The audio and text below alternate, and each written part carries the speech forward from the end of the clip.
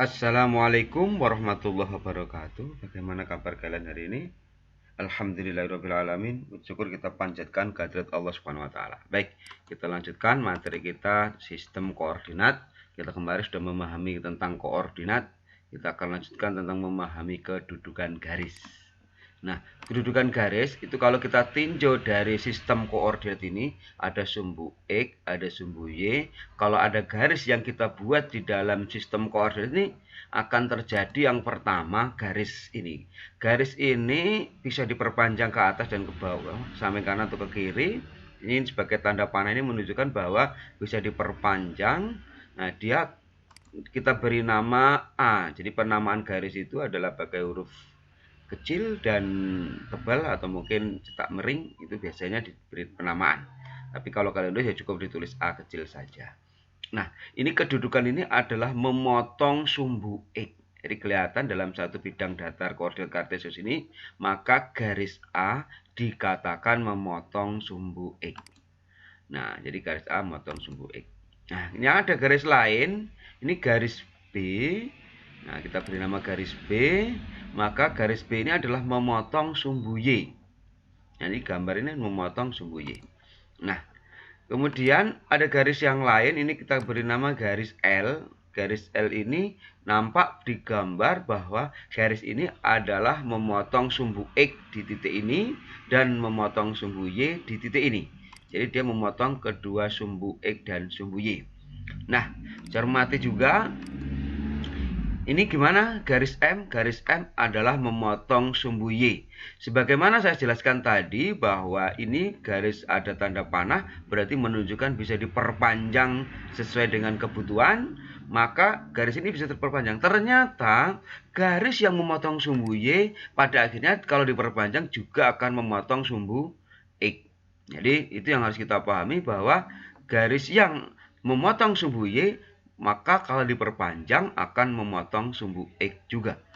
Nah ini, bagaimana seperti ini? Nah, garis N ini kelihatan memotong sumbu Y, tapi kalau diperpanjang tak terjangkau. Meskipun tidak terjangkau, kalau dia memotong sumbu Y di satu titik, maka di titik yang lain dia akan memotong sumbu X. Itulah sifat dari sebuah garis terhadap kedudukannya terhadap sumbu X maupun sumbu Y.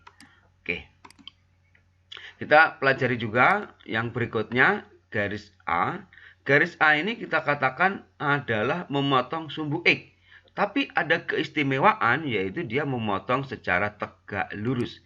Nah, memotong tegak lurus ini akan kita buktikan ketika ada tanda ini. Tanda ini menunjukkan bahwa dia tegak lurus. Maka dikatakan garis A memotong tegak lurus sumbu X. Nah, begitu juga dengan garis ini garis B, maka garis B juga dikatakan memotong tegak lurus sumbu Y.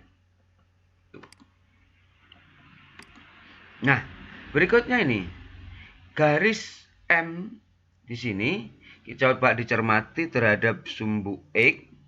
Nah, jaraknya 3 satuan. Jaraknya 3 satuan. Maka kalau kita cermati seluruhnya akan konsisten memiliki jarak yang sama dengan sumbu X. Maka yang semacam ini garis M dikatakan sejajar dengan sumbu X. Nah, karena jaraknya selalu 3, diperpanjang ke kanan ataupun diperpanjang ke kiri, maka dia tidak akan pernah memotong sumbu X.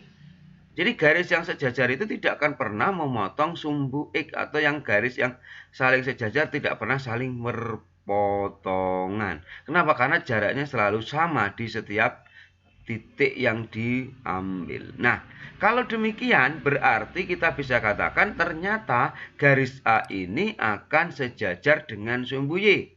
Begitu juga dengan garis B, dia juga akan sejajar dengan sumbu X. Nah, inilah kedudukan kedudukan garis terhadap sumbu X maupun terhadap sumbu Y. Nah, saya kira ini cukup mudah dipahami. Silahkan dicermati soalnya dan diselesaikan. Upayakan menggunakan kertas berpeta ya. Terima kasih. Saya akhiri. Assalamualaikum warahmatullahi wabarakatuh.